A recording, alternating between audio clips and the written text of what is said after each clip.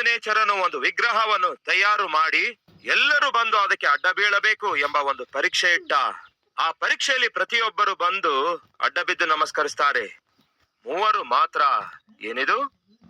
ಮನುಷ್ಯನು ಸೃಷ್ಟಿಸಿರುವಂತಹ ದೇವರಿಗೆ, ವಿಗ್ರಹಕ್ಕೆ ಅಡ್ಡ ಬೀಳಬೇಕು, ನಮಸ್ಕರಿಸಬೇಕು, ಪೂಜಿಸಬೇಕು. ನಾವು ಹಾಗೆ ಮಾಡುವಂತವರು ಅಲ್ಲ. ಯಾಕೆ ಮಾಡಲ್ಲ ನೀವು? ನಾವು ಮನುಷ್ಯ ಸೃಷ್ಟಿಸಿರುವಂತಹ ದೇವರನ್ನೆಲ್ಲ ಆರಾಧಿಸುವವರು, ಆದರೆ ಮನುಷ್ಯನನ್ನೇ ಸೃಷ್ಟಿಸಿರುವಂತಹ ದೇವರನ್ನು ನಾವು ಆರಾಧಿಸುತ್ತೇವೆ. ಅದು ಅವರ ಸ್ಟೇಟ್ಮೆಂಟ್. ಕೊಲ್ಲಿಸಿ ಬಿಡುತ್ತೇನೆ. ಅದು ನೆಬೂಕದ್ನೆಚ್ಚರನ ರಿಪ್ಲೈ. ಏನ್ ಹೇಳ್ತಾನೆ ಗೊತ್ತಾ ರಾಜನು? ಸಾಯಿಸಿ ಬಿಡುತ್ತೇನೆ. ಆ ಪ್ರತಿಮೆಗೆ ನಮಸ್ಕರಿಸದಿದ್ದರೆ ಅಂದಾಗ ಈ ಹುಡುಗರು ಹೇಳಿದೇನು ಗೊತ್ತಾ? ಒಂದು ವೇಳೆ ನಾವು ನಮಸ್ಕರಿಸದಿದ್ದರೆ ಅಗ್ನಿಗುಂಡಿಯೊಳಗೆ ಹಾಕಿ ನಮ್ಮನ್ನು ಸಾಯಿಸುತ್ತೇನೆ ಅನ್ನುತ್ತಾ ಇದ್ದಿ. ಹಾಕಿ ನಮ್ಮನ್ನು ಸಾಯಿಸು. ನಾವು ಎಂತಹ ದೇವರನ್ನು ಸೇವಿಸುತ್ತಿದ್ದೇವೆ ಗೊತ್ತಾ? ಆ ಅಗ್ನಿಗುಂಡಿ ಒಳಗಡೆಯಿಂದಲೂ ರಕ್ಷಿಸಲು ಸಮರ್ಥನಾಗಿರುವಂತಹ ದೇವರನ್ನು ನಾವು ಸೇವಿಸುತ್ತಿದ್ದೇವೆ. ಒಂದು ವೇಳೆ, ಈ ಮಾತು ಮರೆಯಬೇಡಿ, ಒಂದು ವೇಳೆ ಆತನು ನಮ್ಮನ್ನು ಅಗ್ನಿಗುಂಡಿಯೊಳಗಡೆಯಿಂದ ರಕ್ಷಿಸಲಾರದೆ ಇದ್ದರೂ ಕೂಡ ನಾವು ಮಾತ್ರ ನಿನ್ನ ಪ್ರತಿಮೆಗೆ ನಮಸ್ಕರಿಸುವ ಚಾನ್ಸ್ ಇಲ್ಲ ಅನ್ನುತ್ತಾರೆ. ಅಂದರೆ ಅರ್ಥ ಗೊತ್ತಾ? ನಾವು ನಮ್ಮ ದೇವರನ್ನು ನಂಬುತ್ತಾ ಇರೋದು, ನಮ್ಮ ದೇವರಲ್ಲಿ ವಿಶ್ವಾಸವಿಡ್ತಾ ಇರೋದು ಏನೋ ಅದ್ಭುತ ಮಾಡುತ್ತಾರೆಂದು ಅಲ್ಲ, ಏನೋ ನಮಗೆ ಮಹತ್ ಕಾರ್ಯ ಮಾಡುತ್ತಾರೆಂದು ಅಲ್ಲ. ನಾವು ನಮ್ಮ ದೇವರನ್ನು ನಂಬುತ್ತಾ ಇರೋದು ಆತನು ನಮ್ಮ ದೇವರಾಗಿರೋದ್ರಿಂದ ನಂಬುತ್ತಿದ್ದೇವೆ ಅಂದ್ರು. ಒಂದು ವೇಳೆ ಆತನು ಸಹಾಯ ಮಾಡದಿದ್ದರು, ಅದ್ಭುತ ಮಾಡದಿದ್ದರು, ನಾವು ಮಾತ್ರ ನಮ್ಮ ದೇವರನ್ನು ಬಿಡುವುದೇ ಇಲ್ಲ ಅನ್ನುತ್ತಾರೆ. ಎಷ್ಟು ಜನ ಮಾತು ಹೇಳಬಲ್ಲಿರಿ? ಈ ದಿನ ದೇವರು ನಮ್ಮ ಪ್ರಾರ್ಥನೆಗಳಿಗೆ ಉತ್ತರ ಕೊಡ್ತಿದ್ದಾರೆ. ಅಯ್ಯೋ, ಸತೀಶ್ ಕುಮಾರ್ ಅವರ ಜೀವಿತದಲ್ಲಿ ಸತೀಶ್ ಕುಮಾರ್ ಅವರು ಮಾಡಿರುವ ಪ್ರಾರ್ಥನೆಗಳಿಗೆ, ಸಾವಿರಾರು ಪ್ರಾರ್ಥನೆಗಳಿಗೆ ದೇವರು ಉತ್ತರ ಕೊಟ್ಟಿದ್ದಾರೆ. ಸತೀಶ್ ಕುಮಾರ್ ಅವರಿಗೆ ಕೃಪೆ ತೋರಿಸಿದ್ದಾರೆ, ಕನಿಕರಿಸಿದ್ದಾರೆ, ಕ್ಷಮಿಸಿದ್ದಾರೆ, ದಿವ್ಯದಾನದಿಂದ ಹೆಚ್ಚಿಸಿದ್ದಾರೆ, ಇಗೋ ಹೀಗೆ ಘನಪಡಿಸಿದ್ದಾರೆ, ಇದೆಲ್ಲವನ್ನು ಮಾಡಿದ್ದಾರೆ. ಒಂದು ವೇಳೆ ನನಗೆ ಈ ರೀತಿಯಾಗಿ ದಿವ್ಯದಾನಗಳಿಂದ ಘನಪಡಿಸಿ ಉಪಯೋಗಿಸಿಕೊಳ್ಳದಿದ್ದರೆ ಸತೀಶ್ ಕುಮಾರ್ ದೇವರನ್ನು ಸೇವಿಸುತ್ತಾರೋ ಇಲ್ಲವೋ ಹೇಳ್ರಿ? ಖಂಡಿತವಾಗಿಯೂ ಸೇವಿಸುತ್ತಾರೆ. ಯಾಕೆಂದರೆ ನಾನು ರಕ್ಷಿಸಲ್ಪಟ್ಟಾಗ ಇಷ್ಟೊಂದು ದೊಡ್ಡ ಸೇವೆ ಮಾಡುತ್ತೇನೆಂದು ಊಹೆ ಕೂಡ ಮಾಡಿರಲಿಲ್ಲ. ನಾನು ಮೊಟ್ಟ ಮೊದಲು ಪ್ರಾರ್ಥನೆ ಮಾಡಿದಾಗ ದೇವರು ನನಗೆ ಇಷ್ಟು ಉನ್ನತವಾಗಿ ಉಪಯೋಗಿಸಿಕೊಳ್ತಾರೆಂದು ಪ್ರಾರ್ಥಿಸಲಿಲ್ಲ. ಮೊಟ್ಟ ಮೊದಲು ಸತ್ಯವೇದ ಓದುವಾಗ ಇಷ್ಟು ದೊಡ್ಡ ಸಭೆಗೆ ಸಭಾಪಾಲಕನನ್ನಾಗಿ ದೇವರು ಮಾಡುತ್ತಾರೆಂಬುದಾಗಿ ಪ್ರಾರ್ಥಿಸಲಿಲ್ಲ. ಮೊಟ್ಟ ಮೊದಲು ನನ್ನ ಆತ್ಮಿಕ ಜೀವಿತದಲ್ಲಿ ಹೆಜ್ಜೆಯ ಮೇಲೆ ಹೆಜ್ಜೆ ಹಾಕಿ ಯೇಸುವನ್ನು ಹಿಂಬಾಲಿಸುತ್ತಿರುವಾಗ ದೇವರು ಈ ಸ್ಥಿತಿಗೆ ಕರೆತರುತ್ತಾರೆ ಎಂದು ನಂಬಿ ಹಿಂಬಾಲಿಸಲಿಲ್ಲ. ನನ್ನನ್ನು ಪ್ರಾಣ ಕೊಡುವಷ್ಟು ಪ್ರೀತಿಸಿದ ದೇವರು ನನ್ನನ್ನು ತನ್ನ ಕೈಯಲ್ಲಿ ತೆಗೆದುಕೊಂಡಿದ್ದಾರೆ. ಆತನ ಚಿತ್ತ ಒಂದೇ ನನ್ನ ಜೀವಿತದಲ್ಲಿ ನೆರವೇರಿದರೆ ಅಷ್ಟೇ ಸಾಕು ಅಂದುಕೊಂಡೆ. ಈ ಸಂದರ್ಭದಲ್ಲಿ ಒಂದು ವಿಷಯ ಹೇಳ್ತೇನೆ ಕೇಳಿ. ಒಬ್ಬ ಯವನಸ್ಥನಾಗಿ ನಾನು ಸೇವೆಯನ್ನು ಪ್ರಾರಂಭಿಸಿದೆ. 91ನಲ್ಲಿ ನಮ್ಮ ಕಲ್ವರಿ ಸೇವೆ ಪ್ರಾರಂಭವಾಯಿತು. ಆಗ ನನ್ನ ವಯಸ್ಸು 21 ವರ್ಷ ವಯಸ್ಸು. ಅಷ್ಟು ಚಿಕ್ಕ ವಯಸ್ಸಲ್ಲಿ ಸೇವೆ ಪ್ರಾರಂಭಿಸಿದಾಗ ನನಗಿರುವ ಒಂದೇ ಒಂದು ಆಸೆ ಏನೆಂದರೆ ಪ್ರತಿಯೊಬ್ಬರಿಗೂ ಯೇಸು ಕ್ರಿಸ್ತನ ಸುವಾರ್ತೆಯನ್ನು ತಲುಪಿಸಬೇಕು, ಪ್ರತಿಯೊಬ್ಬರು ತಿಳ್ಕೊಳ್ಳಬೇಕು. ಅದೇ ನನ್ನ ಆಸೆ. ಹಾಗಾಗಿ ನಾನು ನನ್ನೊಂದಿಗಿರುವ ಸಹೋದರರೆಲ್ಲ ಸೇರಿ ಉದ್ಯೋಗ ಮಾಡ್ತಾ ಇದ್ದೆವು. ನಮಗೆ ಬರುವ ಸಂಬಳವನ್ನೆಲ್ಲ ಆಫರಿಂಗ್ ಬಾಕ್ಸ್ ಅಲ್ಲಿ ಹಾಕ್ತಿದ್ದೆವು. ಆ ಆಫರಿಂಗ್ ಎಲ್ಲ ಕಲೆಕ್ಟ್ ಮಾಡಿ ಪಾಂಪ್ಲೆಂಟ್ ಪ್ರಿಂಟ್ ಹಾಕ್ತಿದ್ದೆವು, ಕರಪತ್ರ ಪ್ರಿಂಟ್ ಹಾಕ್ತಿದ್ದೆವು. ಲಕ್ಷ ಸಂಖ್ಯೆಯಲ್ಲಿ ಕರಪತ್ರ ಪ್ರಿಂಟ್ ಮಾಡಿಸಿದ ಮೇಲೆ ಸಾಯಂಕಾಲ 5 ಗಂಟೆಗೆ ಉದ್ಯೋಗ ಮುಗಿದ ನಂತರ ಬಸ್ ಸ್ಟ್ಯಾಂಡ್ಗೆ ಹೋಗಿ, ರೈಲ್ವೆ ಸ್ಟೇಷನ್ಗೆ ಹೋಗಿ ಕರಪತ್ರಗಳನ್ನು ಹಂಚುತ್ತಾ ಇದ್ದೆವು. ಸಾಯಂಕಾಲ 7 ಗಂಟೆ ಆದ ನಂತರ ಒಂದಲ್ಲ ಒಂದು ಗ್ರಾಮಕ್ಕೆ ಹೋಗಿ ಸುವಾರ್ತೆ ಸಾರ್ತಿದ್ದೆವು, ನಾಟಕ ಮಾಡುತ್ತಾ ಇದ್ದೆವು, ಸುವಾರ್ತೆ ಪ್ರಕಟಿಸುತ್ತಾ ಇದ್ದೆವು. ಆದರೆ ಹೋಗುವುದಕ್ಕಾಗಿ ಸ್ಕೂಟರ್ ಮತ್ತೆ ಬೈಕ್ಗಳು ಬೇಕಾಗಿದ್ವು. ಆ ಕಾಲದಲ್ಲಿ ಕಾರ್ ಬಗ್ಗೆ ಯೋಚನೆ ಕೂಡ ಇರಲಿಲ್ಲ. ಒಬ್ಬರ ಕಡೆ ಸ್ಕೂಟರ್, ಒಬ್ಬರ ಕಡೆ ಬೈಕ್ ಕೇಳಿ 2-3 ರಿಕ್ವೆಸ್ಟ್ ಮಾಡಿ 2-3 ಬೈಕ್ ತಕೊಂಡು ಪ್ರತಿ ದಿನ ಸುವಾರ್ತೆ ಪ್ರಕಟಿಸುತ್ತಾ ಇದ್ದೆವು. ಆ ಬೈಕ್ ಆಗಲಿ ಆ ಸ್ಕೂಟರ್ ಆಗಲಿ ಕೊಟ್ಟಂತವ್ರು ಒಂದು ದಿನ ನಮಸ್ಕಾರ ಮಾಡಿ ಇನ್ಮೇಲೆ ಮನೆಗೆ ಬರಬೇಡಿ ಎಂದು ಹೇಳ್ತಿದ್ರು. ಯಾವಾಗ ನೋಡಿದ್ರು ನಿಮಗೆ ಸ್ಕೂಟರ್ ಬೈಕ್ ಕೊಟ್ರೆ ನಮ್ಮ ಮನೆ ಕೆಲಸ ಹೇಗ್ ನಡೆಯುತ್ತೆ ಎಂದು ಹೇಳಿ ಬೈಕ್ ಆಗಲಿ ಸ್ಕೂಟರ್ ಆಗಲಿ ಕೊಡ್ತಾ ಇರಲಿಲ್ಲ. ಬಹಳ ನಿರಾಶನಾಗ್ತಾ ಇದ್ದೆ. ಪ್ರಾರ್ಥನೆ ಮಾಡ್ತಾ ಇದ್ದೆ, ದೇವರೇ ಸ್ಕೂಟರ್ ಇಲ್ಲ ದೇವರೇ. ಆ ಗ್ರಾಮಸ್ಥರು ನಾವು ಬರ್ತೇವೆ ಎಂದು ಕಾಯ್ತಾ ಇರ್ತಾರೆ. ಪ್ರತಿ ಮಂಗಳವಾರ ಆ ಗ್ರಾಮಕ್ಕೆ ಹೋಗ್ತಿದ್ದೇನೆ, ಪ್ರತಿ ಶುಕ್ರವಾರ ಈ ಗ್ರಾಮಕ್ಕೆ ಹೋಗ್ತಿದ್ದೇನೆ. ಸ್ಕೂಟರ್ ಇಲ್ಲ ದೇವರೇ, ಬೈಕ್ ಇಲ್ಲ ದೇವರೇ, ಪ್ಲೀಸ್ ದೇವರೇ. ಎಷ್ಟೋ ಸಾರಿ ಹೀಗೆ ಪ್ರಾರ್ಥನೆ ಮಾಡುತ್ತಾ ಇದ್ದೆ. ಒಂದೇ ಒಂದು ಸ್ಕೂಟರ್ ಅಲ್ಲಿ 3 ಜನ ಕೂತ್ಕೊಳ್ತಿದ್ದೆವು. ಒಬ್ಬ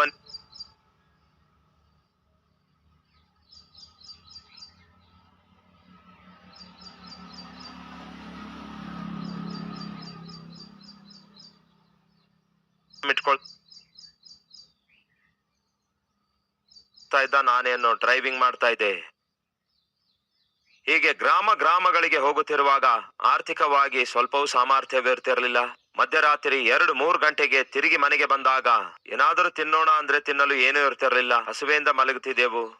ಒಂದು ಕಡೆ ಹೊಟ್ಟೆ ಹಸುವಿನಿಂದ ನಾವು ಬಳಲುತ್ತಾ ಇದ್ದೆವು, ಇನ್ನೊಂದು ಕಡೆ ಆರ್ಥಿಕ ಸಮಸ್ಯೆಗಳು, ಇನ್ನೊಂದು ಕಡೆ ಸುವಾರ್ತೆ ಸಾರೋಣ ಎಂಬ ಆಸೆ ಇದ್ರೂ ಕೂಡ ಸರಿಯಾದ ಸಾಧನಗಳಿಲ್ಲದೆ ಒದ್ದಾಡಿದವರಾಗಿ ಒಂದು ದಿನ ದೇವರಿಗೆ ಒಂದು ಮಾತು ಹೇಳಿದೆ, ಪ್ರಭುವೇ, ನನಗೆ ಹೊಟ್ಟೆ ತುಂಬಾ ಅನ್ನ ಕೊಡು. ಏನಂದೆ? ಹೊಟ್ಟೆ ತುಂಬಾ ಆಹಾರ ಕೊಡು, 3 ಹೊತ್ತು ಒಳ್ಳೆ ಆಹಾರ ಕೊಡು. ಸುವಾರ್ತೆ ಪ್ರಕಟಿಸುವುದಕ್ಕಾಗಿ ಒಂದು ಒಳ್ಳೆ PS ಸಿಸ್ಟಮ್ ಅನ್ನು ದಯಪಾಲಿಸಿಕೊಡು.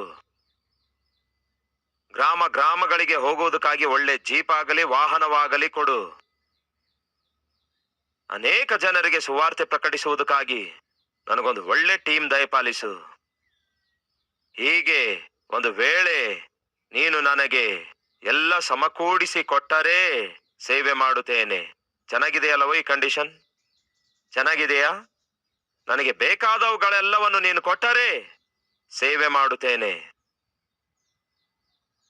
ಒಂದು ವೇಳೆ ನೀನು ನನಗೆ ಆಹಾರ ಕೊಡಲಾರದೆ, ಅವಶ್ಯಕತೆಗಳನ್ನು ತೀರಿಸದೆ, ಆಹಾರವಿಲ್ಲದಂತೆ ಮಾಡಿ ಆರ್ಥಿಕ ಸಮಸ್ಯೆಗಳಿಂದ ತುಂಬಿಸಿ, ಕನಿಷ್ಠ ಬೈಕ್ ಆಗಲಿ ಸ್ಕೂಟರ್ ಆಗಲಿ ಇಲ್ಲದೆ ಗ್ರಾಮಗಳಿಗೆ ಹೋಗಿ ಸುವಾರ್ತೆ ಸಾರೆಂದು ನೀನು ಹೇಳುವುದಾದರೆ ನಾನು ಶತ್ರು ಪರವಾಗಿಲ್ಲ, ಆದರೆ ನಿನ್ನ ಸೇವೆಯನ್ನು ದೇವರೇ ಯಾವತ್ತೂ ನಾನು ಬಿಟ್ಟು ಬಿಡೋದೇ ಇಲ್ಲ ಎಂದು ಮಾತು ಕೊಟ್ಟೆ. ನೀನು ನನಗೆ ಏನು ಕೊಡದಿದ್ರೂ ಕೂಡ, ಆಹಾರ ಒದಗಿಸದಿದ್ದರೂ ಕೂಡ ನಿನ್ನನ್ನು ಸೇವಿಸುವುದನ್ನು ಮಾತ್ರ ನಾನು ಬಿಡುವುದೇ ಇಲ್ಲ ಅಂದೆ.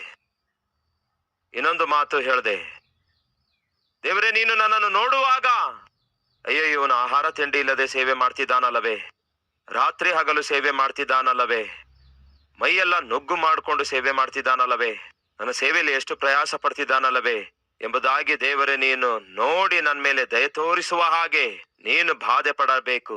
ಅಷ್ಟೊಂದು ಸೇವೆ ಮಾಡುತ್ತೇನೆ. ಅಷ್ಟೇ ಹೊರತು ನೀನು ನನಗೆ ಇದನ್ನು ಕೊಡಲಿಲ್ಲ ಅದನ್ನು ಕೊಡಲಿಲ್ಲ ಎಂಬುದಾಗಿ ಯೋಚಿಸಿ ಸೇವೆಯನ್ನು ಮಾತ್ರ ಯಾವತ್ತೂ ಬಿಡೋದಿಲ್ಲ ಎಂದು ಖಚಿತವಾಗಿ ದೇವರಿಗೆ ಮಾತು ಕೊಟ್ಟೆ. ಆ ಮಾತಿನ ಮೇಲೆ ನಿಂತೆ. ರಾತ್ರಿ ಹಗಲು ಪ್ರಯಾಸ ಪಟ್ಟೆ, ಆಹಾರ ತಿಂಡಿ ಇಲ್ಲದೆ ಕಷ್ಟಪಟ್ಟೆ, 100,000 ಕಿಲೋಮೀಟರ್ ಅಷ್ಟು ದೂರ ಹೋಗಿ ಸೇವೆ ಮಾಡಿದೆ.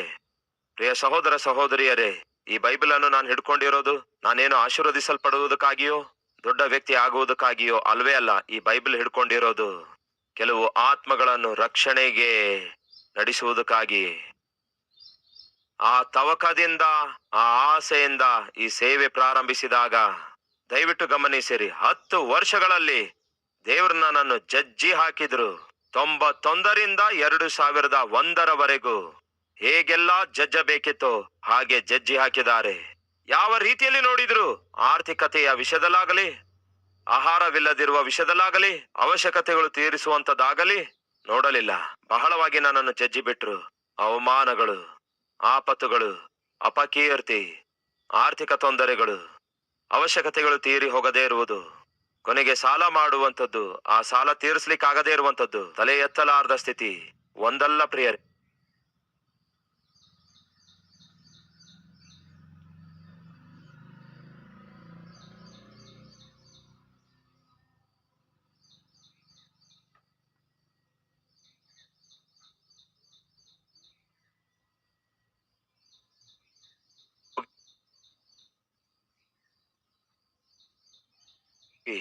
ಅವನಿಗೆ ಬೆಂಕಿ ಪಟ್ನ ಕೇಳದೆ. 4 ಆಣೆ ಎಂದು ಆ ವ್ಯಕ್ತಿ ಹೇಳ್ದ. ನನ್ನ ಹತ್ರ 15 ಪೈಸೆ ಇತ್ತು. ಆ ವ್ಯಕ್ತಿಗೆ ಹೇಳ್ದೆ, ನೀವೇನು ಅಂದ್ಕೊಳ್ಳಲ್ಲ ಅಂದ್ರೆ ಒಂದು ಸಹಾಯ ಮಾಡ್ತೀರಾ ಎಂದು ಕೇಳ್ದೆ. ಏನ್ ಸಹಾಯ ಮಾಡ್ಬೇಕಪ್ಪ ಎಂದು ಕೇಳ್ದ. ಈ ಬೆಂಕಿ ಪಟ್ನದಲ್ಲಿ ಅರ್ಧ ಕಡ್ಡಿಗಳನ್ನು ಮಾತ್ರ ಕೊಡಿರಿ, ಅರ್ಧ ಕಡ್ಡಿ ನೀವೇ ಇಟ್ಕೊಳ್ರಿ ಅಂದೆ. ಇದೇನಪ್ಪ ಅರ್ಧ ಕೇಳ್ತಾ ಇದ್ದಿ? ನನ್ನ ಹತ್ರ 4 ಆಣೆ ಇಲ್ಲ, ನನ್ನ ಹತ್ರ 15 ಪೈಸೆ ಅಷ್ಟೇ ಇದೆ. ಬೆಂಕಿ ಪಟ್ಟಣದಲ್ಲಿ ಕನಿಷ್ಠ ಅರ್ಧ ಆದ್ರೂ ಕೊಟ್ರೆ ಹೋಗಿ ಸ್ವಲ್ಪ ಅಡಿಗೆ ಮಾಡಿಕೊಳ್ತೇನೆ ಎಂದು ಕೇಳ್ದೆ. ಅವನು ಆ ದಿನ ದಯೆ ತೋರಿಸಿ, ಹೋಗ್ಲಿ ಬಿಡು, ಪೂರ್ತಿ ಬೆಂಕಿ ಪಟ್ಟಣ ತಕೊಂಡು ಹೋಗಂದ. ಸಹೋದರರೇ, ಸಹೋದರಿಯರೇ, ಈ ದಿನ ಈ ಸೇವೆ ಇಷ್ಟೊಂದು ಅಭಿವೃದ್ಧಿ ಆಗಿರೋದಾದ್ರೆ ಇದರ ಹಿಂದೆ ಎಷ್ಟೋ ಕಣ್ಣೀರಿದೆ, ಎಷ್ಟೋ ತ್ಯಾಗ ಇದೆ, ಎಷ್ಟೋ ಪ್ರಯಾಸವಿದೆ. ಈ ದಿನ ಒಂದು ವೇಳೆ ನಿಮ್ಮಲ್ಲಿ ಯಾರಾದ್ರೂ ಯೇಸುವನ್ನು ನಂಬಿರುವುದಕ್ಕಾಗಿ, ಯೇಸುವನ್ನು ಸೇವಿಸುತ್ತಿರುವುದಕ್ಕಾಗಿ ಆರ್ಥಿಕ ಕಷ್ಟಗಳನ್ನು ಹಾದು ಹೋಗುತ್ತಿರೋದಾದ್ರೆ ಮಾನಸಿಕವಾಗಿ ಕುಗ್ಗಿ ಹೋಗುತ್ತಿರುವುದಾದರೆ, ಯಾವ ಮೇಲನ್ನು ನಿಮ್ಮ ಜೀವಿತದಲ್ಲಿ ನೋಡದೇ ಇರುವುದಾದರೆ, ದಯವಿಟ್ಟು ಒಂದು ಸಾರಿ ಸತೀಶ್ ಕುಮಾರ್ ಆದ ನನ್ನನ್ನು ನೋಡಿರಿ. ಸತೀಶ್ ಕುಮಾರ್ ಆದ ನನ್ನನ್ನು ಆಶೀರ್ವದಿಸಿದ ದೇವರೇ ನಿಮ್ಮನ್ನು ಕೂಡ ಆಶೀರ್ವದಿಸುವುದಕ್ಕಾಗಿ ಸಿದ್ಧವಾಗಿದ್ದಾರೆ ಎಂದು ಮರೆಯಬೇಡಿರಿ. ನಾವು ದೇವರ ಚಿತ್ತ ಮಾಡುವಾಗ, ದೇವರಿಗೆ ಇಷ್ಟಕರವಾಗಿರುವಾಗ, ಆತನು ಹೇಳಿದ ಪ್ರಕಾರ ಮಾಡುವಾಗ, ಆತನು ಇರಲು ಹೇಳಿದ ಸ್ಥಳದಲ್ಲಿ ಇರುವಾಗ, ಖಂಡಿತವಾಗಿಯೂ ನಮ್ಮ ಜೀವಿತದಲ್ಲಿ ಶ್ರಮೆಗಳು ಬರ್ತವೆ, ಪರೀಕ್ಷೆಗಳು ಬರ್ತವೆ, ಅರ್ಥವಾಗಲಾರದಂತಹ ಪರಿಸ್ಥಿತಿಗಳನ್ನು ಎದುರುಗೊಳ್ಳಬೇಕಾಗುತ್ತೆ. ಏನ್ ಮಾಡಬೇಕೆಂದು ಅಬ್ರಹಾಮನಿಗೆ ಅರ್ಥ ಆಗ್ಲಿಲ್ಲ. ಹೆಂಡತಿಗೆ ಹೇಗೆ ಪೋಷಿಸಬೇಕು, ಅವನ ಸುತ್ತಲೂ ಕೆಲಸಗಾರರು ಬಹಳ ಜನ ಇದ್ದಾರೆ, ಅವರಿಗೆಲ್ಲ ಹೇಗೆ ಪೋಷಿಸಬೇಕು. ಸುಮಾರು 1000 ಜನ ಕೆಲಸಗಾರರು ಅವನ ಸುತ್ತಲಿದ್ರು, ಕುರಿ ಮೇಯಿಸುವಂತವರು. ಹೀಗೆ ಅವರೆಲ್ಲ ಸುಮಾರು 1000 ಜನ ಇದ್ರು. ಅವರೆಲ್ಲರಿಗೆ ಹೇಗೆ ಆಹಾರ ಕೊಡಬೇಕು. ಮಾಡಿದೇನೋ ದೇವರ ಚಿತ್ತ, ಬಂದಿದ್ದೇನೋ ವಾಗ್ದಾನ ಭೂಮಿಗೆ. ಕೊನೆಗೆ ನೋಡಿದ್ರೆ ಕ್ಷಾಮ. ಆ ಕ್ಷಾಮ ತೀವ್ರವಾಗಿದೆ. ಏನ್ ಮಾಡಬೇಕು ಗೊತ್ತಿಲ್ಲ. ಈ ದಿನ ನಮ್ಮ ಮಧ್ಯೆ ಯಾರಾದ್ರೂ ಇದ್ದೀರಾ? ಕುಟುಂಬ ಪೋಷಿಸಿಕೊಳ್ಳಲಿಕ್ಕಾಗ್ತಿಲ್ಲ, ಮಕ್ಕಳನ್ನು ಓದಿಸ್ಲಿಕ್ಕಾಗ್ತಿಲ್ಲ. ಗಂಡನಾಗಿ ನನ್ನ ಜವಾಬ್ದಾರಿಕೆ, ತಂದೆಯಾಗಿ ನನ್ನ ಜವಾಬ್ದಾರಿಕೆ ಮಕ್ಕಳನ್ನು ಪೋಷಿಸುವಂತದಾಗಿದೆ, ನನ್ನ ಕುಟುಂಬ ಪೋಷಿಸಿಕೊಳ್ಳುವಂತದಾಗಿದೆ. ಆದರೆ ಕೈಯಲ್ಲಿ ಒಂದು ನಯಾ ಪೈಸಾ ಇಲ್ಲ. ಯಾಕೆ ಉದ್ಯೋಗ ಹೊರಟೋಯ್ತು ಎಂದು ನನಗೆ ಅರ್ಥವಾಗ್ಲಿಲ್ಲ. ಯಾಕೆ ಆಕಸ್ಮಿಕವಾಗಿ ಮನೆ ಖಾಲಿ ಎಂದಿದ್ದಾರೆಂದು ಅರ್ಥವಾಗ್ಲಿಲ್ಲ. ನಿನ್ನೆವರೆಗೂ ಚೆನ್ನಾಗಿರುವಂತಹ ಹೆಂಡತಿ ಸಡನ್ ಆಗಿ ಈಗ ಪ್ರತಿಯೊಂದಕ್ಕೂ ಯಾಕೆ ಜಗಳವಾಡ್ತಿದ್ದಾಳೆಂದು ಅರ್ಥ ಆಗ್ತಿಲ್ಲ. ನಿನ್ನೆವರೆಗೂ ಚೆನ್ನಾಗಿರುವಂತಹ ನನ್ನ ಆರೋಗ್ಯ ಯಾಕೆ ಕೆಟ್ಟು ಹೋಗ್ತಿದೆ ಎಂದು ನನಗೆ ಅರ್ಥವಾಗ್ತಿಲ್ಲ. ಹೀಗೆ ಅರ್ಥವಾಗಲಾರದ ಅನೇಕ ಸಮಸ್ಯೆಗಳ ಮಧ್ಯ ನಾನೇನ್ ಮಾಡಬೇಕು ಎಂಬ ಪ್ರಶ್ನೆ ನಿಮಗೆ ಕಾಡುತ್ತಿರುವುದಾದರೆ ದಯವಿಟ್ಟು ಕೇಳಿ.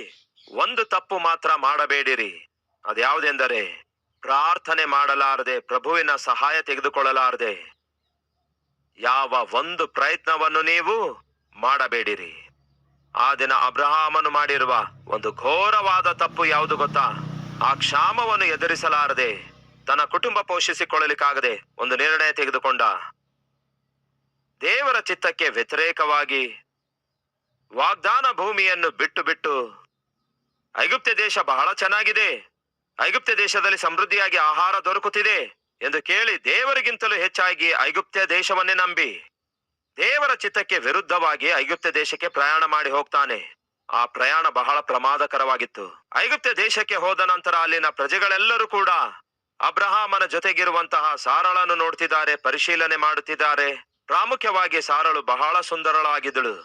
ಆಕೆಗೆ ಮೇಲಿನಿಂದ ಕೆಳಗಿನವರೆಗೂ ನೋಡ್ತಾ ಇದ್ರು. ಅಬ್ರಹಾಮನಿಗೆ ಡೌಟ್ ಬಂತು, ಏನು ಇವರು ನನ್ನ ಹೆಂಡತಿಗೆ ಮೇಲಿನಿಂದ ಕೆಳಗಿನವರೆಗೂ ನೋಡ್ತಿದ್ದಾರಲ್ಲವೇ, ನಾನೇನು ಹಸಿವೆ ತೀರಿಸಿಕೊಳ್ಳುವುದಕ್ಕಾಗಿ ಈ ದೇಶಕ್ಕೆ ಬಂದರೆ ಇವರೇನು ತಮಗಿರುವ ಹಸಿವೆ ತೀರಿಸಿಕೊಳ್ಳಬೇಕೆನ್ನುವುದಕ್ಕಾಗಿ ನನ್ನ ಹೆಂಡತಿಯ ಕಡೆಗೆ ನೋಡ್ತಿದ್ದಾರಲ್ಲವೇ. ಇವರನ್ನು ಹೀಗೆ ನಾನು ನೋಡಲು ಬಿಟ್ಟರೆ ಒಂದು ದಿವಸ ನನ್ನನ್ನು ಕೊಂದಾಕುತ್ತಾರೆ, ನನ್ನ ಹೆಂಡತಿಯ ಪ್ರಾಣ ಉಳಿಸುತ್ತಾರೆ ಎಂದು ಅರ್ಥವಾಯಿತು. ಮತ್ತೊಂದು ಹೊಸ ಸಮಸ್ಯೆ ಬಂತು. ನಿನ್ನೆಯವರೆಗೂ ಇದ್ದಂತಹ ಸಮಸ್ಯೆ ಹೊಟ್ಟೆ ಹಸಿವಿನಿಂದ ಬಳಲುವಂತಹ ಸಮಸ್ಯೆ ಆಗಿತ್ತು. ಈಗ ಮತ್ತೊಂದು ಹೊಸ ಸಮಸ್ಯೆ ಬಂದಿದೆ. ಅದೇನೆಂದರೆ ಕುಟುಂಬವೇ ಅಪಾಯಕ್ಕೊಳಗಾಯಿತು. ಕಟ್ಕೊಂಡಿರುವ ಹೆಂಡತಿ, ಕಟ್ಕೊಂಡಿರುವ ಗಂಡನ ಜೀವಿತವೇ ಅಪಾಯಕ್ಕೊಳಗಾಯಿತು. ಸಹೋದರ ಸಹೋದರಿ ಕೇಳಿರಿ, ದೇವರ ಸಹಾಯವಿಲ್ಲದೆ, ದೇವರ ಚಿತ್ತ ತಿಳಿದುಕೊಳ್ಳಲಾರದೆ ನಿಮಗಿರುವ ಸಮಸ್ಯೆಯನ್ನು ಅಡ್ಡದಾರಿಯಿಂದ ತೀರಿಸಿಕೊಳ್ಳಲು ಪ್ರಯತ್ನ ಮಾಡುತ್ತಿರುವುದಾದ್ರೆ ಕೇಳಿರಿ, ಹೊಸ ಸಮಸ್ಯೆ ಕೊಂಡು ತಂದುಕೊಳ್ತೀರಿ. ಕಷ್ಟವಾದ್ರೂ ಸರಿ, ದೇವರು ಇರಬೇಕೆಂದು ಹೇಳಿರುವ ಸ್ಥಳದಲ್ಲೇ ಇರಿ. ಕಷ್ಟವಾದ್ರೂ ಸರಿ, ದೇವರು ಮಾಡೆಂದು ಹೇಳಿದನ್ನೇ ಮಾಡಿರಿ. ಅದೇ ನಿಮಗೆ ಕ್ಷೇಮ. ಆ ಕಷ್ಟದಿಂದ ಹೊರಬರುವುದಕ್ಕಾಗಿ, ಆ ಇಕ್ಕಟ್ಟು ಬಿಕ್ಕಟ್ಟಿನಿಂದ ಹೊರಬರುವುದಕ್ಕಾಗಿ, ಆರ್ಥಿಕ ಸಮಸ್ಯೆದಿಂದ ಹೊರಬರುವುದಕ್ಕಾಗಿ ದಯವಿಟ್ಟು ಅಡ್ಡ ದಾರಿಯನ್ನು ಹುಡುಕುವ ಪ್ರಯತ್ನ ಮಾಡಬಾರದು. ಕೆಟ್ಟ ಕಾರ್ಯ ಮಾಡುವ ಪ್ರಯತ್ನ ಯಾವತ್ತೂ ಮಾಡಬಾರದು. ಅಬ್ರಹಾಮನು ತನ್ನ ಹೆಂಡತಿಗೆ ಹೇಳ್ತಾನೆ, ಇಗೋ ನೀನು ಬಹಳ ಸುಂದರಳಾಗಿದ್ದಿ, ಬಹುಶಃ ನಿನಗಿರುವ ಸೌಂದರ್ಯದ ನಿಮಿತ್ತ ಈ ಜನರು ನನ್ನನ್ನು ಕೊಂದಾಕ್ತಾರೇನೋ. ಯಾರಾದ್ರೂ ಬಂದು ಒಂದು ವೇಳೆ ಅವನು ನಿನಗೇನಾಗ್ತಾನೆ ಎಂದು ಕೇಳಿದ್ರೆ ನನಗೆ ಅಣ್ಣ ಆಗುತ್ತಾನೆಂದು ಹೇಳು. ಇದೇನ್ರಿ, ನೀವು ನನ್ನ ಗಂಡನಲ್ಲವೋ? ಹೌದು, ಗಂಡನೆಂದು ಅವರಿಗೆ ಗೊತ್ತಾದ್ರೆ ಕೊಂದಾಕ್ತಾರೆ, ನಿನ್ನನ್ನು ಬದುಕಲು ಬಿಡ್ತಾರೆ. ನಾನು ಬದುಕಬೇಕನ್ನುತ್ತೀಯೋ ಅಥವಾ ಸಾಯಬೇಕನ್ನುತ್ತೀಯೋ? ಅದೇನ್ರಿ ಅಂಥ ಮಾತಂದ್ರಿ, ನೀವು ಬದುಕಲೇಬೇಕು. ಹಾಗಾದ್ರೆ ನಾನು ಬದುಕಬೇಕಾದ್ರೆ ಯಾರಾದ್ರೂ ನಾನು ಯಾರು ಅಂತ ಕೇಳಿದ್ರೆ ಅಣ್ಣ ಎಂದು ಹೇಳು. ಇದು ಅಡ್ಡದಾರಿ ಅಲ್ಲವೋ? ಬದುಕುವುದಕ್ಕೋಸ್ಕರ ಇದು ಅಡ್ಡದಾರಿ ಅಲ್ಲವೋ? ಸುಳ್ಳಿನ ದಾರಿ ಅಲ್ಲವೋ? ಸುಳ್ಳಿನ ಮೇಲೆ ಆಧಾರಗೊಂಡು ತಾನೇ ಅವರು ಬದುಕಲಿಚ್ಛಿಸ್ತಿರೋದು. ಸಹೋದರ ಸಹೋದರಿಯರೇ, ದಯವಿಟ್ಟು ಗಮನಿಸಿ, ಈ ದಿನ ನಮ್ಮಲ್ಲಿಯೂ ಕೆಲವರು ಸುಳ್ಳಿನ ಮೇಲೆಯೇ ಆಧಾರಗೊಂಡು ಬದುಕುತ್ತಿದ್ದಾರೆ. ನಿಮ್ಮ ಉದ್ಯೋಗ ಇರಬೇಕಾದ್ರೆ ನೀವು ಸುಳ್ಳು ಹೇಳಲೇಬೇಕು. ನಿಮ್ಮ ವ್ಯಾಪಾರ ಮುಂದುವರಿಯಬೇಕಾದ್ರೆ ಸುಳ್ಳು ಹೇಳಲೇಬೇಕು. ನಿಮಗೆ ಕಮಿಷನ್ ಸಿಗಬೇಕಾದ್ರೆ ಸುಳ್ಳು ಹೇಳಲೇಬೇಕು. ನಿಮಗೆ ಬರಬೇಕಾದ ಪರ್ಸೆಂಟೇಜ್ ಬರಬೇಕಾದ್ರೆ ಸುಳ್ಳು ಹೇಳಲೇಬೇಕು. ಈ ದಿನ ಕೆಲವೊಂದು ಕುಟುಂಬಗಳು ನಿಲ್ಲಲ್ಪಡಬೇಕಾದ್ರೆ ಸುಳ್ಳು ಹೇಳಲೇಬೇಕು, ಸಂಸಾರ ಮಾಡಬೇಕಾದ್ರೆ ಸುಳ್ಳು ಹೇಳಲೇಬೇಕು. ಸುಳ್ಳು ಹೇಳಲಾರದೆ ಗಂಡ, ಸುಳ್ಳು ಹೇಳಲಾರದೆ ಹೆಂಡತಿ, ಸುಳ್ಳು ಹೇಳಲಾರದೆ ಉದ್ಯೋಗಸ್ಥನು, ಸುಳ್ಳು ಹೇಳಲಾರದೆ ವ್ಯಾಪಾರಸ್ಥನು ಈ ದಿನ ಬದುಕಲಾರದ ದೌರ್ಭಾಗ್ಯದ ಸ್ಥಿತಿಗೆ ನಾವು ಸೇರ್ತಿದ್ದೇವೆ. ಅದು ಒಳ್ಳೇದಲ್ಲ ಪ್ರಿಯರೇ. ನಿಮ್ಮ ಜೀವಿತ ಸುಳ್ಳುಗಳ ಮೇಲೆ ಕಟ್ಟುಕೊಳ್ಳಬೇಡಿರಿ. ನಿಮ್ಮ ಉದ್ಯೋಗವನ್ನು, ವ್ಯಾಪಾರವನ್ನು ಸುಳ್ಳಿನ ಮೇಲೆ ಆಧಾರಗೊಂಡು ಮಾಡಬೇಡಿರಿ. ಸಣ್ಣ ಸಣ್ಣ ಮಾತಿಗೆ ನಿಮ್ಮ ಗಂಡನಿಗಾಗಲಿ ಹೆಂಡತಿಗಾಗಲಿ ಸುಳ್ಳು ಹೇಳುವಂತಹ ಪ್ರಯತ್ನ ಮಾಡಬೇಡಿ. ಇಲ್ಲ ಬ್ರದರ್, ಹೇಳಿಲ್ಲ ಅಂದ್ರೆ ನಡೆಯಲ್ಲ ಬ್ರದರ್ ಎಂದು ಸಿಂಪಲ್ ಆಗಿ ಹೇಳಬೇಡಿ. ದೇವರ ಮೇಲೆ ಆಧಾರಗೊಳ್ಳಬೇಕಾದ ಅಬ್ರಹಾಮನು ಸುಳ್ಳಿನ ಮೇಲೆ ಆಧಾರಗೊಂಡ. ತನ್ನ ಹೆಂಡತಿಗೆ ಹೇಳ್ತಾನೆ, ನೀನು ಸುಳ್ಳು ಹೇಳಲೇಬೇಕೆಂದು. ಇವರಿಬ್ಬರು ಸೇರಿ ಸುಳ್ಳಿನ ಮೇಲೆ ಆಧಾರಗೊಂಡು ಬದುಕಲು ಆಶಿಸಿದ್ರು. ಕಾರಣ ಗೊತ್ತಾ? ದೇವರ ಚಿತ್ತಕ್ಕೆ ವಿರುದ್ಧವಾಗಿ ಐಗುಪ್ತ ದೇಶಕ್ಕೆ ಹೋಗಿದ್ದಾರೆ. ಬೈಬಲ್ ಅಲ್ಲಿ ಒಂದು ವಚನ ಇದೆ, ತೋರಿಸ್ತೇನೆ ಬನ್ನಿ. ಯೆಶಾಯ 30ನೇ ಅಧ್ಯಾಯ, ಯೆಶಾಯನ ಪುಸ್ತಕ 30ನೇ ಅಧ್ಯಾಯ, ಅಲ್ಲಿ ಒಂದು ವಚನ ಬರೆಯಲಾಗಿದೆ, 3ನೇ ವಚನ. ಆದ ಕಾರಣ ಫರೋಹನ ಆಶ್ರಯದಿಂದ ನಿಮಗೆ ನಾಚಿಕೆ, ಐಗುಪ್ತವನ್ನು ಮೊರೆ ಹೋಗುವುದರಿಂದ ನಿಮಗೆ ಅವಮಾನ. ನೀವು ಮೊರೆ ಹೋಗಬೇಕಾದದ್ದು, ಆಶ್ರಯಿಸಬೇಕಾದದ್ದು, ಆಧಾರ ಮಾಡಿಕೊಳ್ಳಬೇಕಾದದ್ದು ಫರೋಹನನ್ನಲ್ಲ, ಐಗುಪ್ತವನ್ನು ಅಲ್ಲ. 31ನೇ ಅಧ್ಯಾಯ. ಆದರೆ ಇಸ್ರಾಯೇಲರ ಸದಮಲ ಸ್ವಾಮಿಯ ಕಡೆಗೆ ದೃಷ್ಟಿ ಇಡಲಿಲ್ಲ. ಇಸ್ರಾಯೇಲರು ಪರಿಶುದ್ಧ ದೇವರಲ್ಲಿ ಲಕ್ಷ್ಯವಿಡಲಾರದೆಯೂ ಯೆಹೋವನಲ್ಲಿ ವಿಚಾರಿಸಲಾರದೆಯೂ ಸಹಾಯಕ್ಕೋಸ್ಕರ ಐಗುಪ್ತ ದೇಶಕ್ಕೆ ಹೋಗುತ್ತಾ ಅಶ್ವ ಬಲವನ್ನು ಆಧಾರ ಮಾಡಿಕೊಂಡು ಅವರ ರಥಗಳು ವಿಸ್ತಾರವಾಗಿವೆ ಎಂದು, ರಾಹುತರು ಬಲಿಷ್ಠರೆಂದು ನೆನೆಸಿ ಅವರನ್ನು ಆಶ್ರಯಿಸುವಂತವರಿಗೆ ಏನಂತೆ? ಶ್ರಮೆ. ಫರೋಹನನ್ನು ಅಲ್ಲ ನೀವು ಆಶ್ರಯಿಸಬೇಕಾದದ್ದು, ಐಗುಪ್ತವನ್ನಲ್ಲ ನೀವು ಆಶ್ರಯಿಸಬೇಕಾದದ್ದು, ನನ್ನನ್ನು ನೀವು ಆಶ್ರಯಿಸಬೇಕು. ನನ್ನನ್ನೇ ನೀವು ಆಶ್ರಯಿಸಬೇಕು. ಒಂದು ವೇಳೆ ನನ್ನನ್ನು ನೀವು ಆಶ್ರಯಿಸದೇ ಇದ್ದರೆ ಶ್ರಮೆಗಳಿಗೆ ಗುರಿ ಆಗುತ್ತೀರಿ, ನಾಚಿಕೆಯಿಂದ, ಅವಮಾನದಿಂದ ತಲೆ ತಗ್ಗಿಸಿಕೊಳ್ತೀರಿ. ಎಕ್ಸಾಕ್ಟ್ ಆಗಿ ಅದೇ ನಡೆದಿತ್ತು ಅಬ್ರಹಾಮನ ಜೀವಿತದಲ್ಲಿ. ಅವನು ಮಾಡಿದ ಆ ಪ್ರಯಾಣ ಬಹಳ ಪ್ರಮಾದವನ್ನು ತಂದಿತು. ಅಬ್ರಹಾಮನು ಎದ್ದೇಳುತ್ತಾನೆ, ಯಾರೋ ಒಬ್ರು ಬರ್ತಾರೆ. ಹಲೋ, ಯಾರಿಲ್ಲಿ ಅಂದಾಗ ಗುಡಾರದಿಂದ ಹೊರಗೆ ಬರ್ತಾನೆ. ಏನ್ರಿ, ಏನ್ ಬೇಕು ನಿಮಗೆ? ಒಳಗಡೆ ಇರುವ ಆ ಸ್ತ್ರೀ ಯಾರು? ಅಯ್ಯೋ, ಅವಳು ನನ್ನ ತಂಗಿಯಾಗಿದ್ದಾಳೆ, ಹೊರಗೆ ಬಾ ಅನ್ನು. ಸಾರಾ ಅಂದಾಗ ಹೊರಗೆ ಬಂದಳು. ಇವನೇನಾಗ್ತಾನೆ ನಿನಗೆ ಅಂದಾಗ ಖಂಡಿತವಾಗಿಯೂ ಅವಳು ಅಬ್ರಹಾಮನ ಕಡೆಗೆ ನೋಡಿರ್ತಾಳೆ. ಅಬ್ರಹಾಮನು ಸನ್ನೆ ಮಾಡಿರ್ತಾನೆ, ಇವರು ನನ್ನ ಅಣ್ಣ ಆಗಿದ್ದಾರೆ ಅಂದಳು. ಆಯ್ತು ಸರಿ, ಫರೋಹನು ನಿನ್ನನ್ನು ಕರ್ಕೊಂಡು ಬಾ ಅಂದಿದ್ದಾನೆ. ಏನಿದು? ಫರೋಹನು ನಿನ್ನನ್ನು ಕರ್ಕೊಂಡು ಬಂದಿದ್ದಾನೆ. ಆಗ ಅಬ್ರಹಾಮನ ಕಣ್ಮುಂದೆಯೇ ಸಾರಳನ್ನು ಕರ್ಕೊಂಡು ಹೋಗುತ್ತಿರುವಾಗ ಅಬ್ರಹಾಮನ ಸುತ್ತಲಿರುವ ಕೆಲಸಗಾರರೆಲ್ಲ ಹೊರಗೆ ಬಂದು ಅಲ್ಲಿ ನಡೆಯುತ್ತಿರುವ ಸಂಘಟನೆಯನ್ನು ನೋಡ್ತಿರುವಾಗ ಆಗ ಅಬ್ರಹಾಮನನ್ನು ನೋಡ್ತಾರೆ, ಸಾರಳಿಗೂ ನೋಡ್ತಾರೆ. ಅಬ್ರಹಾಮ ಏನೋ ತಂಗಿ ಅನ್ನುತ್ತಾನೆ, ಸಾರಳೆಯನ್ನು ಅಣ್ಣ ಅನ್ನುತ್ತಾಳೆ. ಕೊನೆಗೆ ಸಾರಳನ್ನು ಕರ್ಕೊಂಡು ಹೋಗ್ತಾರೆ ಪ್ರಿಯರೇ. ಅವರು ಸಾರಳನ್ನು ಕರೆದೊಯ್ದ್ರು. ಅಬ್ರಹಾಮನು ಕುಸಿದು ಬಿದ್ದಿರುತ್ತಾನೆ. ಸುತ್ತಲಿರುವಂತವರು ಏನ್ ಮಾಡಬೇಕೆಂದು ಗೊತ್ತಾಗದೆ ಅವರು ವಿಚಿತ್ರವಾಗಿ ನೋಡ್ತಾ ನಿಂತಿರುತ್ತಾರೆ. ಏನ್ ನಡೆಯುತ್ತಾ ಇದೆ? ಅಬ್ರಹಾಮನು ಆತ್ಮೀಕನಾಗಿದ್ದಾನೆಂದು ಅವನ ದೇವರು ಅವನ ಸಂಗಡವಿರುವುದರಿಂದ ಪ್ರಾರ್ಥನೆ ಮಾಡಿ ದೇವರಿಗೆ ಯಜ್ಞವೇದಿ ಕಟ್ಟಿ ಆ ದೇವರ ಕುರಿತು ನಮಗೆ ದೊಡ್ಡ ದೊಡ್ಡ ಮಾತುಗಳನ್ನು ಹೇಳ್ದ, ದೊಡ್ಡ ದೊಡ್ಡ ಸಂಗತಿಗಳನ್ನು ಹೇಳ್ದ. ಈಗ ಏನೋ ಒಂದು ಸುಳ್ಳನ್ನು ಹೇಳ್ದ. ಸುಳ್ಳಿನ ನಿಮಿತ್ತ ಅವನ ಹೆಂಡತಿ ಅವನಿಂದ ದೂರವಾದಳು. ಇದಕ್ಕಿಂತ ಮುಂಚೆ ಹಸುವೆಯ ಸಮಸ್ಯೆ ಮಾತ್ರ ಇತ್ತು, ಆದ್ರೆ ಈಗ ನೋಡಿ ಹೊಸ ಹೊಸ ಸಮಸ್ಯೆಗಳು ಬಯಲಾದುವು. ಅಬ್ರಹಾಮನು ತನ್ನ ಹೆಂಡತಿಯನ್ನು ಕಳೆದುಕೊಂಡನು. ಅಬ್ರಹಾಮನಿಗೆ ರಾಜನಾದ ಫರೋಹನು ಕರೆಯಿಸಿ ಸಾರಳನ್ನು ಅವನ ಬಳಿಗೆ ಕಳುಹಿಸಿರುವುದರಿಂದ ಏನ್ ಮಾಡಿದನು ಗೊತ್ತಾ? ನೋಡೋಣ ಬನ್ನಿ. ಆದಿಕಾಂಡ 12ನೇ ಅಧ್ಯಾಯ 15ನೇ ವಚನ. ಫರೋಹನ ಪ್ರಧಾನರು ಸಾರಳನ್ನು ನೋಡಿ ಬಂದು ಅವನ ಮುಂದೆ ಹೊಗಳಲಾಗಿ ಫರೋಹನು ಆ ಸ್ತ್ರೀಯನ್ನು ಅರಮನೆಗೆ ಕರ್ತರಿಸಿ ಅವನು ಆಕೆಯ ನಿಮಿತ್ತ, ಅಂದ್ರೆ ಸಾರಳ ನಿಮಿತ್ತ ಅಬ್ರಹಾಮನಿಗೆ ಉಪಕಾರ ಮಾಡಿದನು. ಫರೋಹನು ಅಂತೆ ಅಬ್ರಹಾಮನಿಗೆ ಉಪಕಾರ ಮಾಡಿದ. ಎದಕ್ಕಾಗಿ?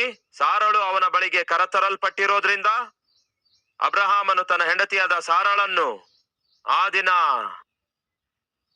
ಫರೋಹನು ಕರತ ಎಂದು ಹೇಳಿದಾಗ ಕರ್ಕೊಂಡು ಹೋಗಲು ಪರ್ಮಿಷನ್ ಕೊಟ್ಟಿರೋದ್ರಿಂದ ಈಗ ಉಪಕಾರ ಮಾಡಿದ ಅಂತೆ ಪ್ರಿಯರೇ. ಯಾವುದು ಆ ಉಪಕಾರ? ಅಬ್ರಹಾಮನೇನೋ ತನ್ನ ಹೆಂಡತಿಯನ್ನೇ ಕೊಟ್ಟನಂತೆ, ಫರೋಹನೇನೋ ತಿರುಗಿ ಉಪಕಾರ ಮಾಡಿದನಂತೆ. ಅದಕ್ಕೆ ಬದಲಾಗಿ ಕತ್ತೆಗಳನ್ನು ಕೊಟ್ಟನಂತೆ, ಕುರಿಗಳನ್ನು ಕೊಟ್ಟನಂತೆ, ಒಂಟೆಗಳನ್ನು ಕೊಟ್ಟನಂತೆ. ಏನನ್ನು ತಕೊಂಡು? ಜೋರಾಗಿ ಹೇಳಿ, ಇನ್ನೂ ಗಟ್ಟಿಯಾಗಿ ಹೇಳಿ. ಅಬ್ರಹಾಮನೇನೋ ತನ್ನ ಹೆಂಡತಿಯನ್ನೇ ಕೊಟ್ರೆ, ಫರೋಹನೇನೋ ಕತ್ತೆಗಳನ್ನು ಕೊಟ್ಟನು. ಎಷ್ಟು ಘೋರ ನೋಡಿ. ಸಹೋದರರೇ, ಸಹೋದರಿಯರೇ, ದಯವಿಟ್ಟು ಕೇಳಿ. ನೀವು ದೇವರನ್ನು ಬಿಟ್ಟು ಸೈತಾನನ ಮೇಲೆ ಆಧಾರಗೊಳ್ಳುವುದಾದರೆ ಅವನು ಇದನ್ನೇ ಮಾಡ್ತಾನೆ. ಬೆಲೆ ಬಾಳುವ ನಿಮ್ಮ ಆತ್ಮಿಕತೆ ತೆಗೆದುಕೊಳ್ತಾನೆ, ನಿಮ್ಮ ಕ್ಯಾರೆಕ್ಟರ್ ತೆಗೆದುಕೊಳ್ತಾನೆ, ನಿಮಗಿರುವ ಪ್ರಶಾಂತತೆ ತೆಗೆದುಕೊಳ್ತಾನೆ, ಸಂತೋಷ ತೆಗೆದುಕೊಳ್ತಾನೆ, ಸಮಾಧಾನ ತೆಗೆದುಕೊಳ್ತಾನೆ, ನಿಮ್ಮ ಆನಂದ ತೆಗೆದುಕೊಳ್ತಾನೆ, ನಿಮ್ಮ ಆರೋಗ್ಯ ತೆಗೆದುಕೊಳ್ತಾನೆ, ಅಣ್ಣ ತಮ್ಮಂದಿರ ನಡುವೆ ಇರುವ ಅನುರಾಗ ತೆಗೆದುಕೊಳ್ತಾನೆ, ಗಂಡ ಹೆಂಡತಿ ನಡುವೆ ಇರುವ ಸಮಾಧಾನ ತೆಗೆದುಕೊಂಡು ನಿಮಗೆ ಏನ್ ಕೊಡ್ತಾನೆ ಗೊತ್ತಾ? ಪ್ರಯೋಜನವಿಲ್ಲದ ಕತ್ತೆಗಳನ್ನು ಕೊಡ್ತಾನೆ. ಅಬ್ರಹಾಮನೇನೋ ತನ್ನ ಹೆಂಡತಿಯನ್ನೇ ಕೊಟ್ಟನಂತೆ, ಫರೋಹನೇನೋ ಕತ್ತೆಗಳನ್ನು ಕೊಟ್ಟನಂತೆ. ಇದು ಘೋರವಲ್ಲವೋ? ನಿಮ್ಮ ಬೆಲೆ ಬಾಳುವ ಜೀವಿತವನ್ನು ದೇವರ ಹೋಲಿಕೆಗೆ ಸರಿಯಾಗಿ ದೇವರ ಸ್ವರೂಪದಲ್ಲಿ ಸೃಷ್ಟಿಸಲ್ಪಟ್ಟಿರುವ ನಿಮ್ಮ ಅದ್ಭುತವಾದ ಜೀವಿತವನ್ನು ಸೈತಾನನು ಹೊಲಸು ತಿಪ್ಪಿಯನ್ನಾಗಿ ಮಾಡಿಬಿಡ್ತಾನೆ. ಸಹೋದರರೇ, ಸಹೋದರಿಯರೇ, ನಿಮಗಿರುವ ಕುಟುಂಬವನ್ನು ಬೀದಿಯ ಪಾಲು ಮಾಡ್ತಾನೆ. ಅದಕ್ಕಾಗಿ ಅಪವಾದಿಗೆ ಅವಕಾಶ ಕೊಡಬೇಡಿ ಎಂದು ಬೈಬಲ್ ಹೇಳುತ್ತೆ. ಅಬ್ರಹಾಮನು ಮಾಡಿರುವ ದೊಡ್ಡ ತಪ್ಪೇನೆಂದರೆ, ಪ್ರಾರ್ಥಿಸಿ ದೇವರ ಪರ್ಮಿಷನ್ ತೆಗೆದುಕೊಳ್ಳಲಾರದೆ, ಕಷ್ಟವಾದ್ರೂ ಕೂಡ ದೇವರೇ ನಿನ್ನ ಮೇಲೆ ಆಧಾರಗೊಳ್ತೇನೆ ಎಂದು ಒಂದು ಮಾತು ಹೇಳದೆ ದುಡುಕಿ ಒಂದು ನಿರ್ಣಯ ತೆಗೆದುಕೊಂಡು ಪ್ರಯಾಣ ಮಾಡಿ ಹೋಗಕೂಡದಂತಹ ಐಗುಪ್ತಕ್ಕೆ ಹೋಗುತ್ತಾನೆ.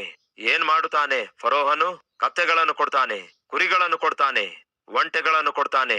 ಅಷ್ಟೇ ಅಲ್ಲ, ಐಗುಪ್ತ ದೇಶದಲ್ಲಿರುವ ದಾಸ ದಾಸಿ ಅಂದ್ರೆ ಕೆಲಸಗಾರರನ್ನು ಕೊಡ್ತಾನೆ. ಆ ನಂತರ ದೇವರು ಫರೋಹನಿಗೆ ವಾರ್ನಿಂಗ್ ಕೊಡ್ತಾರೆ, ಸಾರಾಳಿಗೆ ಮುಟ್ಟಿದ್ರೆ ಸರಿಯಾಗಿರೋದಿಲ್ಲ. ಅವಳು ಯಾರು ಗೊತ್ತಾ? ನಾನು ಆರಿಸಿಕೊಂಡಿರುವ ನನ್ನ ಸೇವಕನ ಹೆಂಡತಿ, ಜಾಗ್ರತೆ ಎಂದು ದೇವರು ವಾರ್ನಿಂಗ್ ಕೊಟ್ಟಾಗ ಭಯದಿಂದ ನಡುಗುತ್ತಾನೆ. ಅಬ್ರಹಾಮನನ್ನು ಕರೆಸುತ್ತಾನೆ. ಇವಳು ನಿನ್ನ ಹೆಂಡತಿ ಅಂತಲ್ಲವೇ? ಸಹೋದರಿ ಎಂದು ಯಾಕೆ ಸುಳ್ಳು ಹೇಳಿದೆ ನೀನು? ಯಾಕೆ ನಮ್ಮ ಕುಟುಂಬದ ಮೇಲೆ ಇಂಥ ಶಾಪ ತಂದೆ? ನಿನ್ನಂಥವನು ನಮ್ಮ ದೇಶದಲ್ಲಿ ಇರಬಾರದು, ಹೋಗು ಹೊರಗೆ ಎಂದು ಹೇಳಿ ಹೊರಗೆ ತಳ್ಳಿ ಹಾಕಿದ. ಮತ್ತೆ ಆರಂಭಕ್ಕೆ ಬಂತು ಕತೆ. ನೀವು ಸೈತಾನನ ಮೇಲಾಗಲಿ ಲೋಕದ ಮೇಲಾಗಲಿ ಆಧಾರಗೊಳ್ಳುವುದಾದರೆ ಆ ಲೋಕ ನಿಮಗೆ ಆಗೋದಿಲ್ಲ ಎಂದು ಮರೆಯಬೇಡಿರಿ. ಕ್ರೈಸ್ತರಾದ ನಾವು ಆಧಾರಗೊಳ್ಳಬೇಕಾದದ್ದು ಕೇವಲ ನಮಗಾಗಿ ಪ್ರಾಣ ಕೊಟ್ಟ ದೇವರ ಮೇಲೆ ಹೊರತಾಗಿ ಲೋಕದ ಮೇಲಾಗಲಿ ಲೋಕಸ್ಥರ ಮೇಲಾಗಲಿ ಆಧಾರಗೊಳ್ಳುವುದು ಒಳ್ಳೆಯದಲ್ಲ, ಹೋಗು ಹೊರಗೆ ಎಂಬುದಾಗಿ ಅಬ್ರಹಾಮನನ್ನು, ಸಾರಳನ್ನು, ಅವರ ಆಳುಗಳನ್ನು ಹೊರಗೆ ಹಾಕಿದ. ಈಗ ಜಾಗ್ರತೆಯಿಂದ ಕೇಳಿ. ಒಂದು ಸಾರಿ ಅಬ್ರಹಾಮನ ಐಗುಪ್ತ ದೇಶಕ್ಕೆ ಹೋಗಿ ಹಿಂತಿರುಗಿ ಬರುತ್ತಿರುವಾಗ ಫರೋಹನು ಏನನ್ನು ಕೊಟ್ಟಿದ ಗೊತ್ತಾ? ಕತ್ತೆಗಳನ್ನು ಕೊಟ್ಟ, ಕುರಿಗಳನ್ನು ಕೊಟ್ಟ, ದನಗಳನ್ನು ಕೊಟ್ಟ, ಐಗುಪ್ತ ದೇಶದ ದಾಸ ದಾಸಿಯರನ್ನು ಕೂಡ ಕೊಟ್ಟ. ಈಗ ಅಬ್ರಹಾಮನೊಂದಿಗೆ ಐಗುಪ್ತದ ದಾಸಿ ಕೂಡ ಅವನೊಂದಿಗೆ ಬಂದಳು. ಅವಳು ಅಬ್ರಹಾಮನ ಮನೆಯೊಳಗೂ ಕೂಡ ಬಂದಳು. ಕೈಲಾದ ಸಹಾಯ ಮಾಡುವುದಕ್ಕಾಗಿ ಇರುವುದಕ್ಕೋಸ್ಕರ ಅಬ್ರಹಾಮನ ಮನೆಯೊಳಗೆ ಬಂದಳು. ಅವಳ ಹೆಸರೇನು ಗೊತ್ತಾ? ಹೇಳ್ತೇನೆ ಕೇಳಿ. ಹಾಗರಳು. ಫರೋಹನು ಏನ್ ಮಾಡಿದ ಗೊತ್ತಾ? ಅವನನ್ನು ಆಶ್ರಯಿಸಿ ಅವನ ಬಳಿಗೆ ಹೋದಂತಹ ಅಬ್ರಹಾಮನಿಗೆ ಒಬ್ಬ ಐಗುಪ್ತ ದೇಶದ ದಾಸಿಯನ್ನು ಅಬ್ರಹಾಮನಿಗೆ ಕೊಟ್ಟ.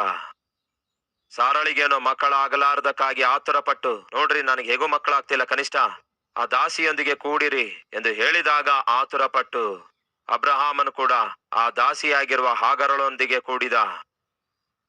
ಒಬ್ಬ ಮಗ ಹುಟ್ಟಿದ. ಯಾರೆಂದು ಗೊತ್ತಾ ನಿಮ್ಗೆ? ನಿಮ್ಮೆಲ್ಲರಿಗೂ ಗೊತ್ತು. ಈ ದಿನದವರೆಗೂ ಆ ಕಡೆ ಅವರಿಗೂ ಈ ಕಡೆ ನಮಗೂ ಮಧ್ಯದಲ್ಲಿ ಹಸಿರು ಹುಲ್ಲು ಹಾಕಿದ್ರೂ ಕೂಡ ಸುಟ್ಟು ಹೋಗುವ ಪರಿಸ್ಥಿತಿ ಇದೆ. ಸಮಾಧಾನವಿಲ್ಲ, ಐಕ್ಯತೆ ಇಲ್ಲ.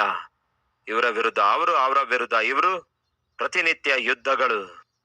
ಆ ದಿನ ಆ ಅಬ್ರಹಾಮನು ಮಾಡಿರುವ ಆ ತಪ್ಪು ಪ್ರಯಾಣವು ಈ ದಿನ ಪ್ರಪಂಚವನ್ನೇ ಶೇಕ್ ಮಾಡಿಬಿಡ್ತಾ ಇದೆ. ಸಹೋದರ ಸಹೋದರಿ, ಜಾಗ್ರತೆ. ನಮ್ಮ ಜೀವಿತದಲ್ಲಿ ಇಲ್ಲಿಂದ ನಾವು ಬೇರೆ ಎಲ್ಲೇ ಹೋಗಬೇಕಾದಾಗ ದೇವರ ಸಹಾಯವಿಲ್ಲದೆ, ಆತನ ಚಿತ್ತವಿಲ್ಲದೆ ದಯವಿಟ್ಟು ಹೆಜ್ಜೆ ಎತ್ತಿ ಹೊರಗೆ ಹೆಜ್ಜೆ ಇಡುವ ಪ್ರಯತ್ನ ಮಾಡಬೇಡಿ. ಮತ್ತೊಮ್ಮೆ ಹೇಳ್ತೇನೆ, ನಿಮ್ಮ ಪ್ರತಿಯೊಂದು ದಿನ ದೇವರೊಂದಿಗೆ ಸ್ಟಾರ್ಟ್ ಮಾಡಿರಿ. ಪ್ರತಿ ಕೆಲಸ ದೇವರೊಂದಿಗೆ ಸ್ಟಾರ್ಟ್ ಮಾಡಿ. ಪ್ರತಿ ಪ್ರಯತ್ನ ದೇವರೊಂದಿಗೆ ಸ್ಟಾರ್ಟ್ ಮಾಡಿ. ಪ್ರತಿ ಪ್ರಯಾಣವನ್ನು ದೇವರೊಂದಿಗೆ ಸ್ಟಾರ್ಟ್ ಮಾಡಿ. ಪ್ರತಿ ಪರಿಚರ್ಯವನ್ನು ದೇವರೊಂದಿಗೆ ಸ್ಟಾರ್ಟ್ ಮಾಡಿರಿ. ಪ್ರತಿ ಕೆಲಸ, ಪ್ರತಿ ಪ್ರಯತ್ನ, ಪ್ರತಿ ಪ್ರಯಾಣ, ಪ್ರತಿ ಪರಿಚರ್ಯ, ಹಾಗೆ ಪ್ರತಿದಿನ ದೇವರೊಂದಿಗೆ ಸ್ಟಾರ್ಟ್ ಮಾಡಿರಿ. ಅದೇ ನಮಗೆ ಕ್ಷೇಮ, ಅದೇ ನಮ್ಮನ್ನು ಆಚೆದಡಕ್ಕೆ ಸೇರಿಸುತ್ತದೆ. ಆತರ ಪಟ್ಟು ದೇವರ ಚಿತ್ತ ಏನೆಂದು ತಿಳ್ಕೊಳ್ಳಲಾರದೆ ಅಡ್ಡದಾರಿಯಿಂದ ಪ್ರಯತ್ನಿಸುವುದಾದರೆ ಖಚಿತವಾಗಿಯೂ ಬೆಲೆ ಕಟ್ಟಬೇಕಾಗುತ್ತೆ. ಅಬ್ರಹಾಮನು ಕೊನೆಗೆ ಎಲ್ಲಿಗೆ ಹೋದನೆಂದು ಗೊತ್ತಾ ನಿಮಗೆ? ಎಲ್ಲಿ ಮೊದಲು ಯಜ್ಞವೇದಿ ಕಟ್ಟಿಸಿದನೋ, ಬೇಕಾದರೆ ಓದು ನೋಡಿ, 13ನೇ ಅಧ್ಯಾಯ ಮೊದಲ 3 ವಚನ ಓದು ನೋಡಿ. ಅವನು ಗತದಲ್ಲಿ ಎಲ್ಲಿ ಯಜ್ಞವೇದಿ ಕಟ್ಟಿ ಎಲ್ಲಿ ಪ್ರಾರ್ಥನೆ ಮಾಡಿದನೋ ಮತ್ತೆ ನೇರವಾಗಿ ಅಲ್ಲಿಗೇ ಬರಬೇಕಾಯ್ತು. ಎಲ್ಲಿ ಕ್ಷಾಮ ಇದೆ ಎಂದು ಓಡಿ ಹೋದನೋ ಅಲ್ಲಿಗೆ ದೇವರು ತಿರುಗಿ ಕರೆತಂದ್ರು. ಅದೇ ಕ್ಷೇಮ, ದೇವರ ಚಿತ್ತವೇ ಕ್ಷೇಮ, ದೇವರು ಇರಬೇಕೆಂದು ಹೇಳಿರುವ ಸ್ಥಳವೇ ನಮಗೆ ಕ್ಷೇಮ. ಅದನ್ನು ಬಿಟ್ಟು ಹೋಗೋದ್ರಿಂದ ಯಾವ ಪ್ರಯೋಜನ ಇರಲ್ಲ. ಈ ದಿನ ಈ ಸಂದೇಶವು ನಮಗೆ ಎಷ್ಟೋ ಆಶೀರ್ವಾದಕರವಾಗಿದೆ ಅನ್ನುವಂಥವ್ರು ನನ್ನೊಂದಿಗೆ ಸೇರಿ ಪ್ರಾರ್ಥಿಸುವಿರಾ?